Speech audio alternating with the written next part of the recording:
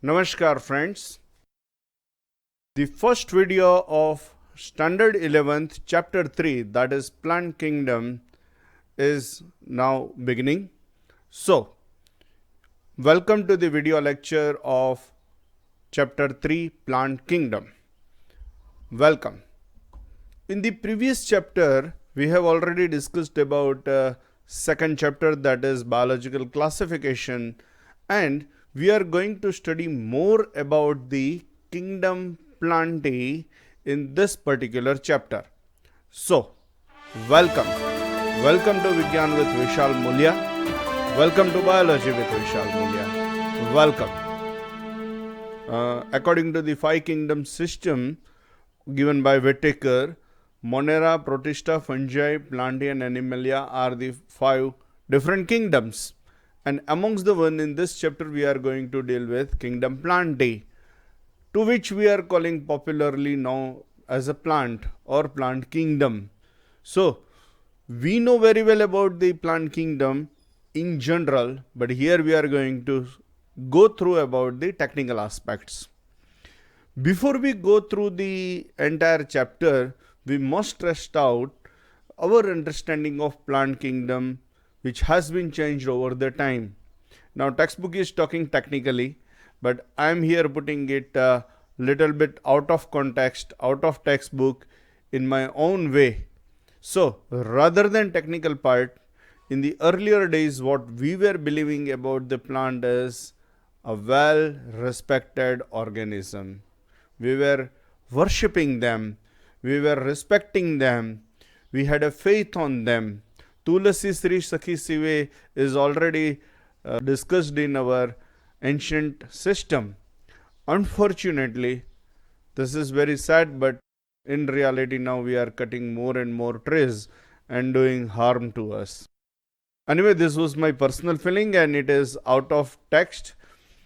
Coming back to the text, and here in plant kingdom we have not included or we have excluded fungi because it is having cell wall, members of Monera, that is bacteria which is having cell wall, and those member belongs to Protista which is having cell wall. So that is not included in plant kingdom. So here very precisely we are talking about higher plants, right beginning from the alga onward. So what happens, when such thing hurt to this particular organism in a funny way, I am saying, they started crying. Mushroom, representative of fungi, started crying that we are not included in plant kingdom. Bacteria are now angry on us, and also some of the Protista members are not happy with us. But we know very well if we include them in plant kingdom, it will become mixture.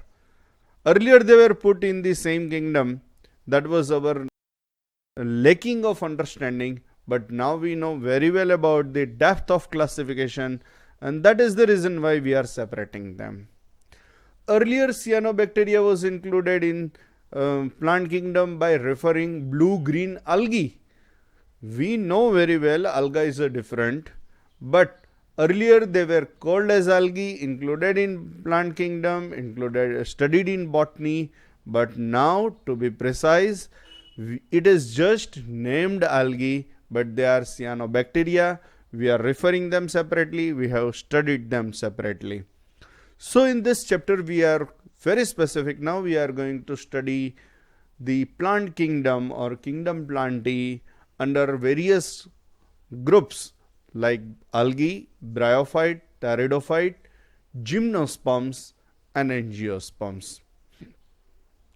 Now let us look what happened with the change in the understanding of our classification system, to be precise in the context with the angiosperms, that how the understanding is changing time to time. The earliest system of classification was using only superficial morphological characters like habit, like color, number, shape of leaf, and the classification system which was given by Carl Linnaeus, that was based on such kind of things like vegetative characters and structure of androecium. So we can say early classification system was based on vegetative characters and androecium. Such systems were artificial. They separated very closely related species because it was based on few characters only. So such kind of artificial system which is giving equal weightage to vegetative character as well as sexual character is not acceptable. We know very well that vegetative characters are more easily affected by environment, and that's why we cannot consider them as the prominent characters.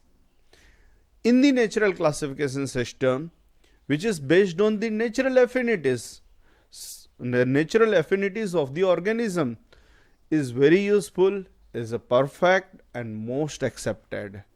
This natural classification system consider not only external features, not only vegetative characters, but it is including internal features also, like ultrastructure. Ultrastructure is very important even at the cellular level, at the subcellular level also. Second, it is including anatomy, that is playing very important role. Embryology, which is generally not affected, and it is showing the evolutionary aspect also. And last but the one of the important one, that is phytochemistry. So in natural classification system, other part is also taken into consider, other characters are also included, other features are also included, and that's why it is perfect and rather perfect. The right word is natural classification. Such classification system is given by George Bentham and J.D. Hooker, Joseph Dalton Hooker. Joseph Dalton Hooker was director of Kew Botanical Garden. At present, phylogenetic classification system is which is based on the evolution or evolutionary relationship between various organisms is most acceptable. Let me take the example. We know potato and brinjal. Now if we see our in routine daily use, potato is entirely different kind of thing, and brinjal is different kind of thing, but both belongs to genus Solanum. That's why they are nearby. They belongs to say one genus, and such kind of relationship is very easily predictable or understandable that they belongs to same ancestors because they evolved from the same organism, and that is most accepted one in the classification system. Here we assume that organism belongs to same taxa is having same ancestors, and one of the best example we have already discussed, that is the Solanum. One of the fact what we are assuming from this classification system is the same taxa or the organism belongs to same taxa is having common ancestors. We can take the example of genus Panthera. Whoever the member of genus Panthera is having same ancestry, whoever the member of Solanum is having same ancestry, and when we talk about Panthera, we can easily separate it out from the genus Phallus, so easily differentiating based on the evolution, and that is very important in the classification system. We use the information from many other sources to resolve the difficulties in understanding the classification, and sometimes when the information is not available, we can go through the fossils also. Fossil we consider fossil as one of the source, but when fossil is not there, we take consideration of the previously discussed characters like ultrastructure, like anatomy, embryology, and phytochemistry. When we take consideration of lot many characters, we go through numerical taxonomy. This is where we can easily go for the computational processes, because we took the consideration of the observable character. We use the computer to understand that observable character, and the numbers and codes are assigned to the characters for the data processing, and in this way each character is given equal importance. At the same time, 100 of character is also taken into consideration, because here the computational task is carried out by computer, so we have no need to worry. We can took n number of characters into consideration. Few important one is cytotaxonomy and chemotaxonomy, which is helping in understanding the classification in better way. Generally, taxonomists are using them to resolve the confusion. Cytotaxonomy is based on the cytological information, like how many chromosome numbers are there, what is the structure of chromosome, and behavior of chromosome, and behavior of chromosome, to be precise, when it is in the divisional phase. So cytotaxonomy is helping in understanding plant taxonomy, as well as chemotaxonomy, which is based on the phytochemicals, and all this classification system is ultimately helping us in understanding the plant classification. After going through this detail about the plant classification, we now proceed for the each group, and will begin with the algae. Algae are chlorophyll bearing, simple, thalloid, autotrophic, and largely aquatic. It can be freshwater or it can be marine. If they occur on the other habitat, I mean on the land, it can be there on moist stones, it can be there on the soils, it can be there on wood. Some algae is associated with fungi also, and forming lichen, about which we have already discussed in the previous video. Some of them is also occurring in association with animals also, like here you can see it on the sloth bear. If you wish to go in more detail, you can see it here. One can find it very well that it is green in color, and that greenness is because of alga. So it can be associated with fungi, and it can be associated with animal also. It is having lot many form, lot many size, lot many shape, so it is highly variable. Now let me go through the word of textbook. The size and range from the microscopic unicellular form of Chlamydomonas to the colonial form of Volvox and to the filamentous. Let me separate it out. Here, what exactly the word is?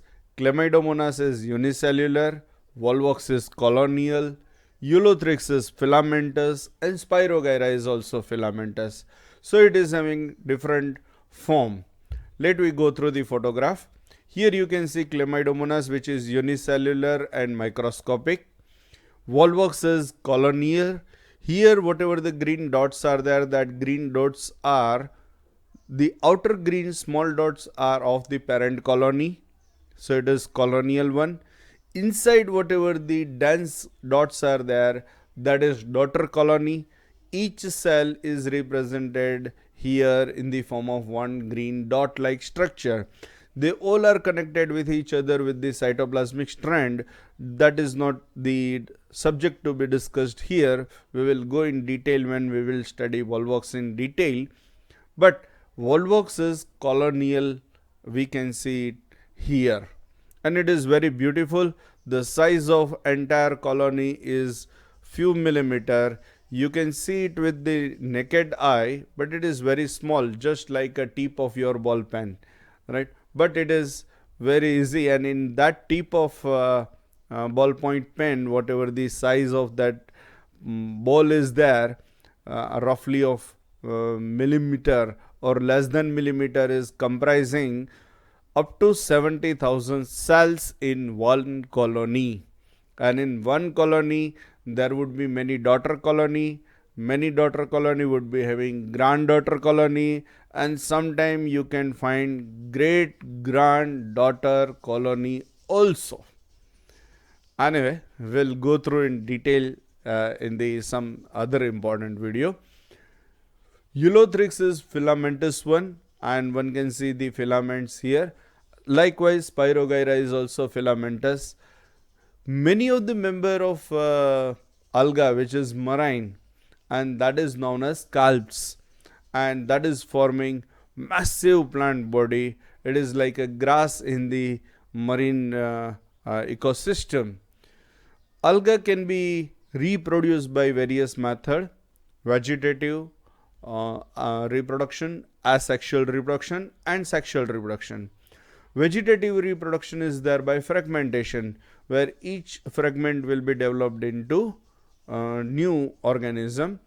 Asexual reproduction is take place by different type of zoospore, and most commonly found one is zoospores. So it is having different kind of spores, and the common one zoospore, which is having flagella. You can see zoospores here. These zoospores are motile, having flagella, and produced in the zoosporangium. You can see here zoosporangium is opening and zoospores are releasing. These zoospores are flagellate, so they can move here and there, and they can germinate and give rise to new plant, means the new organism. Sexual reproduction is take place through the fusion of two gametes. Now these two gametes would be having lot of variety. These gametes can be flagellate and similar in size like in Chlamydomonas, or can be non-flagellate. A long sentence is given, non-flagellate but similar in the case of Spirogyra, and when similar is there, it is isogamous. Let me separate it up. Sexual reproduction, which is isogamous, is having two different types. Gametes would be flagellate, or gametes can be non-flagellate. In Chlamydomonas, gametes can be flagellate, so they are motile, and in Spirogyra, gametes are non-flagellate, so it is non-motile. Here you can see the isogamous reproduction, where the gametes are flagellate, motile, and similar in size. One can see it here in the Chlamydomonas. In case of isogamous with non-flagellate, it is found in Spirogyra, and that can be seen here, where the spores are non-flagellates or non-motile. When the fusion of two gametes in the sexual reproduction is having dissimilar size, it can be said anisogamous, and such thing is found in Chlamydomonas. Here you can see the lower one is little bit bigger and upper one is little bit smaller, so it is anisogamous. The third kind, that is oogamous, where the fusion is there between female gamete and male gamete. Female gamete is large, non-motile and static, while the male gamete is smaller in size and motile, and one can find it very well in the volvox. We can see here female gamete is larger one, male gamete is smaller one, and that thing is found in best exemplified in volvox here, as well as it can be found in fucus also. Now the next is the interesting one, that is the usefulness of the alga. Alga is useful in variety of the ways to us. Let me go through it. At least half of the total carbon dioxide fixation on earth is carried out by alga through photosynthesis. So whatever the carbon fixation is going on, 50% carbon fixation is done by alga. That's why it is very, very, very important for us. And being a photosynthetic organism, they increase the level of dissolved oxygen in the immediate environment, that is the marine environment, and that's why they are providing energy rich material compound in the entire ecosystem, and that's why they are basis of the food cycle in all aquatic ecosystem. They are providing food for the aquatic animal. Many species of marine algae is useful as a food, and few example can be Porphyra, Laminaria, Sargassum. Let me go through photograph of each one. This is Porphyra, this is Laminaria, and this one is Sargassum, that can be used as a food. Certain marine brown as well as red alga, that is producing large amount of hydrocolloids, and these hydrocolloids are water holding substance. You may have already studied in chemistry. Hydrocolloids are produced by certain marine alga, which is of commercial importance, is algin, which is from the brown alga, and carrageen, that is from red alga. We can see here algin. Probably you would be recalling jelly pepper, jelly chocolate, and it is, yes, of course, useful in jelly chocolate, making that special appearance. Algin is used in making toothpaste also, for the softening of the toothpaste. Even in the ice cream, it is of a lot of importance. If agar algin is not there, ice cream will not be having that softness. It is available in various form, various particle size, and of lot of importance. Carrageen is not routinely used in our area because we have other alternate, but still in the overall world it is having lot of importance. Agar agar, which is of commercial interest from Gelidium and Gracilaria, is also very important. Let me go through the photograph of Gelidium. Here is Gelidium, you can say it is red alga, and Gracilaria, it is also one kind of red alga. Agar is having lot of importance. It can be used in food stuff to making the material softer. It can be used in making jelly chocolate. It can be used in laboratory for the culture medium, and it is routinely used in microbiology lab for making the culture media.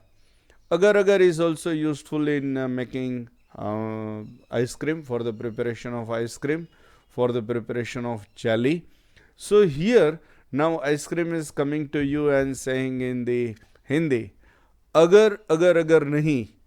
Popularly agar is not the only term used. Popularly agar agar use karte hain, but agar agar agar nahi, to ice cream nahi, because if it is not there, it will be just like ice gola. If agar agar is not added, because the softening of the ice cream will not be there without agar agar. Chlorella and spirulina are unicellular alga which is very rich in protein, and it is used as food supplement. Here you can say chlorella, which is unicellular one, and here you can say spirulina. Chlorella and spirulina is used even in the supplement to the space traveler also. So in future, if we plan out visit to the Mars or visit to Moon, this will be our food supplement. Alga is dividing into three different main classes: Chlorophyceae, Phaeophyceae, Rhodophyceae. So, dear friends, in the next video, we are going to study about this Chlorophyceae, Phaeophyceae, Rhodophyceae in much more in detail. Whatever the detailed depth is requiring, we are going to study in the next video. Till that, thank you very much. Dhanyavad, Abhar, Jai Hind, Jai Bharat.